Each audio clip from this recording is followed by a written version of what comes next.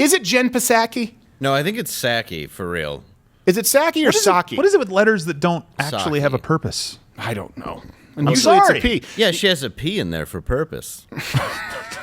That was really Much weak. like her purpose is silent. You saved it. You redeemed it. Okay. Yeah, I know. I knew where I was going, son. Laying down that track. So this is what people are most mad about right away. Let's lead with kind of her first blunder. Yesterday, she mocked an actual branch of our armed forces in a briefing.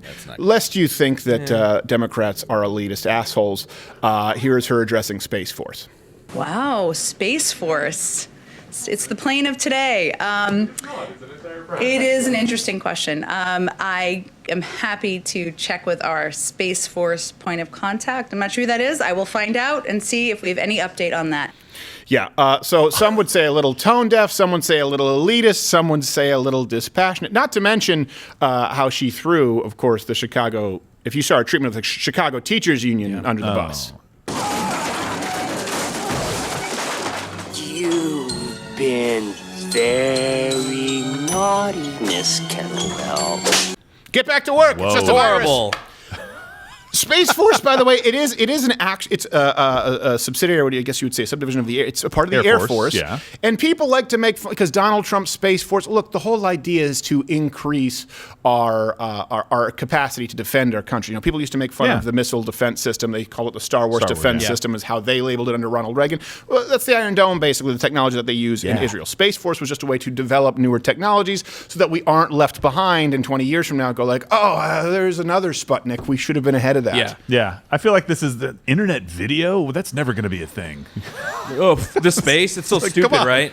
She has no idea. She has no idea what Space Force is. She has no idea who the people are. So she began her very first week talking about, this is her claim, right? And this is how do you know it's untrue? Because if they claim it. She said that she wants to return transparency to the government. This is Jen Psaki. When the president asked me to serve in this role, we talked about the importance of bringing truth and transparency back to the briefing room. And rebuilding trust with the American people will be central to our focus in the press office and in the White House every single day. Incorrect. So, allow me to substantiate. There are a few. So she made a few claims here, and let me just kind of walk you through why they are verifiably false. Again, we only really want to give you information that you can confirm yourself. All of the sources are available at louderwithcrowder.com. And like I said, I own 25 MyPillows. It's good to admit that. It's a good pillow. She claimed that Trump's travel ban, right? This is one thing. She claimed that it was a travel ban. It was a moratorium on travel from countries. Joe Lewis, get back to your place, buddy. Get back to your place. He doesn't even like her. He's walking out. She claimed that his moratorium on travel from countries with high levels of terrorism. This is Jen Psaki. She said that it was rooted in xenophobia. So here you go. The president also put an end to the Muslim ban, a policy rooted in religious animus and xenophobia. I'm doing this because you guys are sitting there. You guys look like, are you coughing? Are you sneezing? Let me give you, you look like you were about to, Gerald was doing this, like he was a seven dwarf. So here's the truth, right? She's saying it's rooted in xenophobia. It's not actually rooted in xenophobia if you look at Donald Trump's policy. It was actually rooted in the policy of your guy, the guy for whom you worked, Barack Obama. The 7 countries were identified by the Barack Hussein Obama administration. Let me read you this. This is from the Department of Homeland Security. The Department of Homeland Security announced that it is continuing its implementation of the Visa Waiver Program Improvement in Terrorist Travel Protection Act with the addition of Libya, Somalia, and Yemen as 3 countries of concern, and they added it to some other countries from that sphincter of the world. I think that's a reasonable thing to do, right? Those are countries that tend to want to kill us. But the point is she goes out there to the press and says it's rooted in xenophobia. Yeah. No, it's rooted in the guy you worked for said it. Well, she literally calls it the Muslim ban to convince people that's what it's called. Yeah. Right. That's what bothers me. Yes. They're better at naming things than we are. Dang it. It's just, look, come on, we're saying we're banning travel from these countries where they are hotbeds of terrorism. And Barack Obama was so concerned about optics that he didn't want to say Muslim. I said, well, hold on a second. Okay, these are hotbeds of terrorism. Yes. Why? Your guess is as good as mine. No. Is there a common thread? Mormonism? Just speaking of xenophobic, this is what's so funny. She claimed that was xenophobic and it came from Barack Obama, but then she claimed that former Vice President Joe Biden did not accuse Donald Trump of being xenophobic, that he never called Donald Trump's travel ban xenophobic, because that's exactly what Joe Biden is doing right now. Here is her answering in the name of transparency. Translucent, she's ginger. When President Trump was imposing travel restrictions in March, specifically on China, then candidate Biden called it xenophobic and fear-mongering. He did. So now President Biden is putting travel restrictions on people coming in from other countries. What word do we use to describe that? Well, I don't think that's quite a fair articulation. The president has been clear that he thought the Muslim ban was xenophobic. He overturned the Muslim ban.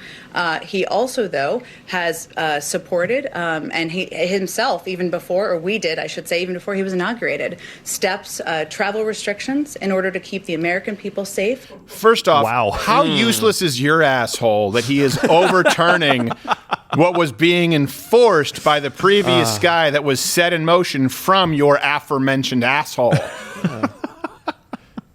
How do you overturn something that you started in the first place? And by the way, how do you go against videotape evidence of what, or not videotape? You got the post I got from the Twitter. tweet. She said, I think that was what did she say? A misarticulation. Yeah. Well, okay, listen, I don't think it's fair. In her defense, everything from former Vice President Joe Biden is a misarticulation. But I think this one was pretty. Let me read you his exact tweet, lest we be banned. Just in case, yeah. This is from Joe Biden. We are in the midst of a crisis with the coronavirus. We need to lead the way with science, not Donald Trump's record of hysteria, xenophobia, and fear-mongering. He is the worst possible person to lead our country through a global health emergency. He tweeted this the day after in response to the emergency travel ban. Well, his friend tweeted it while he made Cheerio necklaces. He just approved it and said, yeah, sure. He was at scout camp experimenting with GIMP. She also has a history of lying to the American people. A long history. This is something. So it would be one thing if she had a history of standing up against the establishment, if she had a history of pushing back, of pushing for media transparency. She's never pushed for media transparency, and now she's still pushing against any media transparency because she wants them to feed the questions beforehand. Here's an example in 2013. The State Department spokeswoman is that was her job, right? She was spokesperson. Spokesperson. Yeah. No women or men people anymore. have spoke. Sooner or later, a Z is clearing a hurdle. She was the State Department spokeswoman. Sorry, I have to make sure that I don't use prompter. It's not like the fine fellows over there at Newsmax. Spokeswoman, and she was at the center of this scandal that involved manipulation of press briefing footage. Here, I think we have it from 2013. It began in February 2013. U.S. officials were secretly meeting with Iranians about possible nuclear talks. The State Department spokeswoman at the time, Victoria Nuland, denied direct talks were taking place. When the covert talks were revealed months later, Nuland's successor, Jen Psaki, faced tough questions about whether the State Department was lying. There are times where diplomacy needs privacy in order to progress. This is a good example of that. But when a reporter tried to refer back to the exchange from the video archived online, he discovered that a critical section of the tape had been edited out. Psaki, who's now the White House communications director, denied involvement on Twitter, saying, "I had no knowledge of, nor would I have approved of, any form of editing or cutting my briefing transcript." Lies! And I'll tell you why I think it's lies, because I have other examples of lies. And I do not mean inaccuracies. Let me be really clear. When I'm on this show, I usually try and say that's not true. Why do you keep looking at yourself in the monitor like you're Oprah? No, I'm looking at you. Dave keeps looking at himself like this. Like he literally, I was looking and he was going like, that Johnny Depp stash. How do I know it's a lie? Okay. And I'm going out on a limb here because I know that I risk being banned.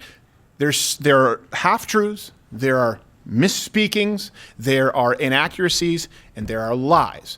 She says she just said she would never be involved in editing. She would never be involved in misleading. Okay, that is the lie. I don't know if she was involved with the editing of that or not. Maybe someone else was doing the bidding for her. But I do know that when she says she would never be involved with misleading anybody, that is a lie, because we have another clip here where, remember Benghazi? Yeah.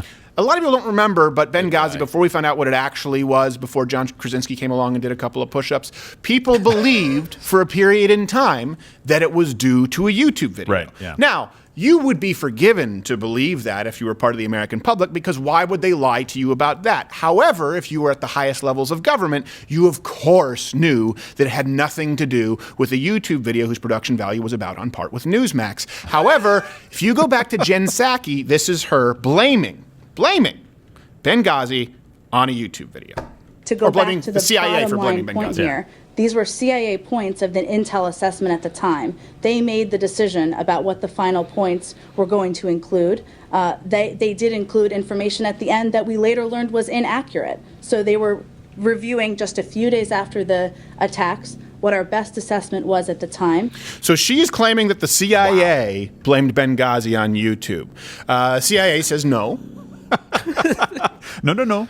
Not me. And here's something else. It would be it would help if we had receipts.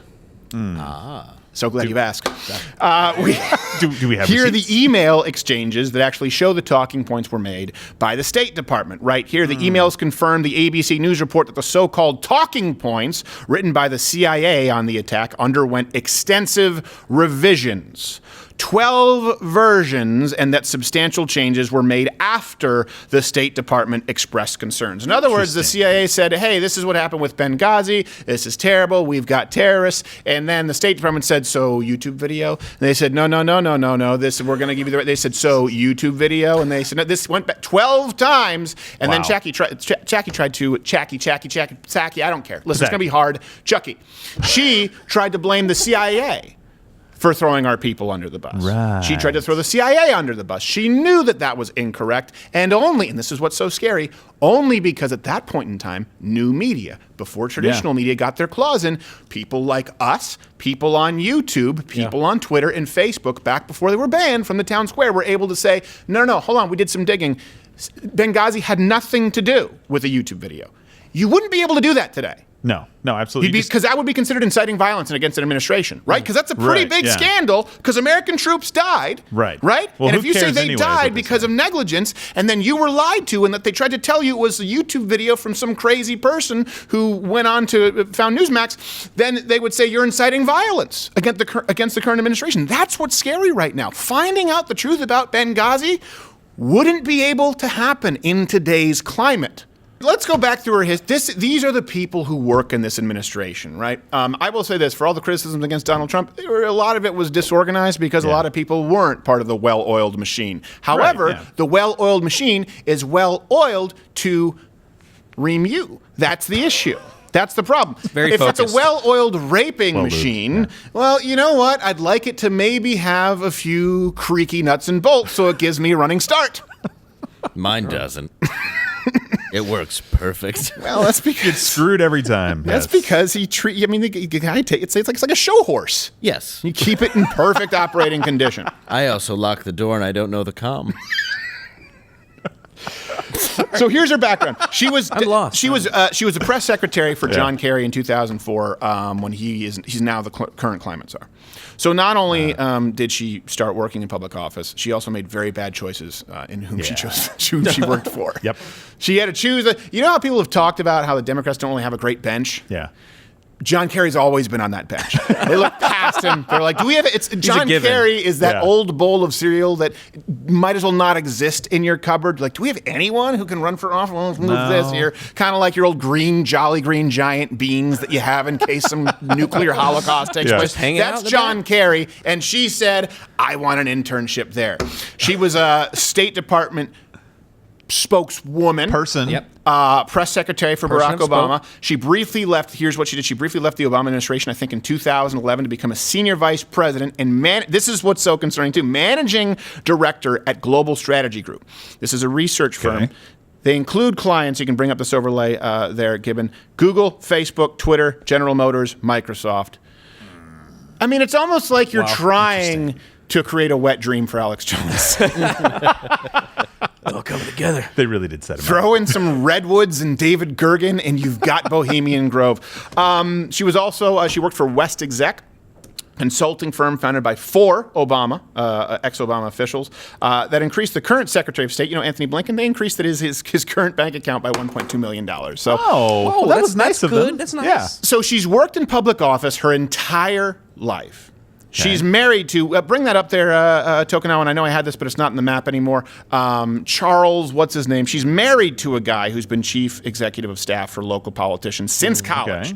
So she has been in public office since college. She has been married to someone who has been in public office since college. She has never worked in the private sector. Her husband has never worked in the private sector in any capacity. And during the brief you'd think, oh, okay, Barack Obama, now, Joe Biden, there's some job security, probably Hillary Clinton down the line, Kamala Harris, well, I don't know what's going to, but she'll always have a job. But there was a little brief moment in time where there was a blip where she may have to go and find work by actually providing some kind of a marketable commodity, goods or services. No, while Donald Trump was president, she was a CNN contributor writing op-eds there. What kind of crap would she write? Here you go. Here's one of her articles, and I'll do some more research and find more for you.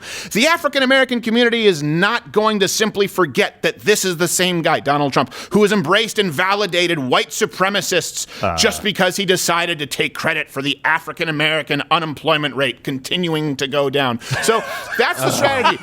African-American unemployment rates went up under your guy. I mean, your guy, Barack Obama, who you worked for. Now your new guy, former Vice President Joe Biden. So you try and cut it off at the pass and say, just because the one public figure who I haven't worked for in the last 19 years did more for black Americans than any other president doesn't mean that he's a white supremacist. Signed byline on CNN, and now she's the one in charge of corralling CNN, who feed her questions before she answers them publicly, and she still has to circle back like a Greta. I'm just saying, that takes some big balls to write that. That's the most hilarious thing I've seen. I know it looks like he likes you. I really know it looks like he likes you and he's doing a great job.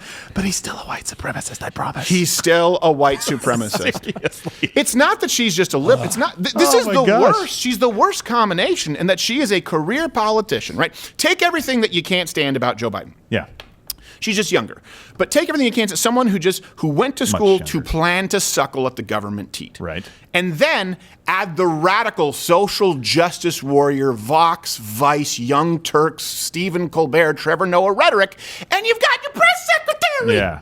Well, a lot of these career politicians are just realizing that the internet exists. Yeah. And it holds all their information, and you can just go back and look at it. Well, and that's why they want to change the internet. You can find that? Yeah. That's why they want to make sure that the only people who have access to them and the only people who can speak to the public now are legacy media channels that they can corral, who, by the way, are their former employers. Think about this. She probably got her CNN gig with a letter of recommendation from the Barack Obama White House, and then probably got a letter of recommendation from CNN for her to deal with the press members of CNN with this White House. Yeah, exactly. And Dave, I don't think they care anymore what you can find on the internet, because these are the people that said Donald Trump said that there were good people down in Charlottesville when right before that, there's video evidence all over the place that says the context mattered in this case. Well, they didn't care. Oh, yeah, it's the same They don't care. group that says peaceful protesting equals let's go.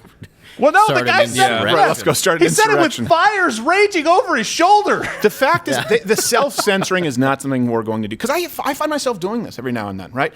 When you see the president of the United States banned from Twitter, and the premise of it is he incited violence by saying you're going to have to fight like hell or you won't have a country. Look, you have to fight like hell against lies, disinformation, and people in positions of power who do not have your best interests at heart, or you will lose your personal freedoms. That is absolutely true. But when they actually let that shot be heard round the world that we removed a sitting president while leaving the president of Iran, while leaving Maduro up there, members of Hamas. Hamas PR spokespeople. I get their newsletters. Which, by the way, stop faxing, okay? We don't use the fax anymore, Hamas. When they do that, they want all of us to be afraid. Going, oh, wait, hold on a second. If I say you got to fight like hell, or if I say, ooh, there's dishonesty, if I say that, could that be considered inciting violence? No. The standard for inciting violence, right? The standard for speech that incites violence is, does this speech directly call people to violence? That's it. You do need to fight like hell for your country right now. So I know you think I might have been just she actually does get the questions in advance of the press briefings. I think we have an overlay right here. She gets the questions from the press briefings in advance, which I know you would think I'm lying. Well, that doesn't make any sense, because if that were the case, why would she constantly have to say things like this, that she's going to circle back? Here you go. If there's more I can share with you, but I'll circle back with you if there's more to convey. I'll have to just circle back with you. We can circle back with I'm happy to circle back with you. I can circle back. I will have to circle back on that one. That's an excellent question. She's like an autistic person who won't make right turns. She paused on that last one. She was looking for another word to say. She's like, I'll circle back. Crap, I can't do it. She's Circle almost back, playing I got it. 9D I'll chess. lasso round. She's almost playing 9D chess where she's like, well, if I just keep saying that I'll circle back, Yeah. no one would ever believe that I'm so stupid that I would need to circle back if they were handing me the questions beforehand, so they'll assume some transparency here. No, she gets the questions beforehand because these people are people she's worked with her entire life and her husband has worked with her entire life. And she still needs to circle back. What else does she? Well, she's also just talking about how radical she believes the Russia thing, or at least she went out there and Said propagated she did, that Russia stole the election. What else does she Conspiracy believe? theorists. Conspiracy theorists. Yeah, this is another thing. Yeah. She said that the Hunter Biden story was misinformation, which again, keeping Russian disinformation. So it starts with the Russia hoax, which we know was a hoax, and then they tried to use this. Like, oh, it's Russian disinformation. No, the guy was banging underage people and maybe smoking crack with his niece. Okay, look, it's one of those things. And they knew, and keep in mind, why is this so dangerous? Because Twitter removed that story. Yeah. Going into the election from, I believe it was the New York Post, if I'm not correct, from the New York Post saying that it was disinformation. So this lady who worked with Barack Obama, who was biding her time, who now works with former Vice President Joe Biden, went out and said, this is Russian disinformation. And Jack Dorsey said, good enough for me, well said! Yeah. And then it's gone. Exactly. Now, let me put it another way. One of the top 10 circulated news organizations in the country got removed. Yeah. Not just saying the New York Post, because you may not like them, but just say, okay, fine, it's somebody else that you do like. They got removed because the story wasn't copacetic. And you guys were mad because Kayleigh McEnany gave you some rough answers. Yeah. I miss Kayleigh. Yeah, She was fun. Well, we're all straight. Come on, the eye candy.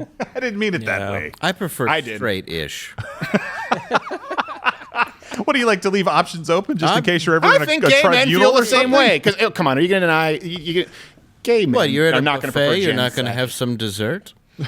You're going to try? Maybe I put a little bit of this on this. Maybe a little bit of that's you know, it's true. Okay, Jen all right, Psaki does this look like is flan. Getting weird. Yeah. What? How's that weird?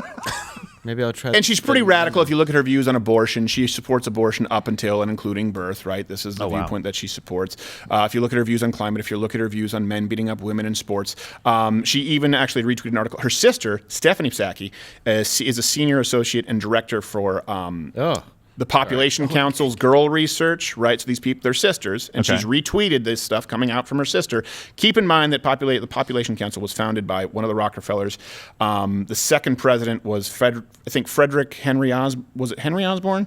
Which one is? Which one's the Green Goblin? Which one's the Population Council? Anyway, one of the Osbornes, which was one of the founding members of the American Eugenics Society. So just to be clear, not a good look. She supports abortion, not only abortion for pragmatic purposes, but in eugenics principle. Oh, that's so nice and cuddly now. Black History Month. We have people in this administration who not only aren't transparent, they have no interest in checks and balances with the media. They have no interest in you receiving any information critical of this administration. None whatsoever. They will forbid it. Yeah. And then you have the lackeys in big tech, the quislings for the higher-ups in this administration who want to play ball and want to get legislative protection. This lady has more control over your choices as a consumer of information than possibly certainly anyone in the previous administration. Yeah. Sarah Huckabee Sanders, Kayleigh McEnany, they couldn't have any control over the information that you would receive because they were constantly fighting an uphill battle. Yeah. They were fighting uphill, and this lady is king of the hill, just sending barrels down like Donkey Kong. Watch Good Morning Mug Club live every Monday through Thursday at 10:15 Eastern.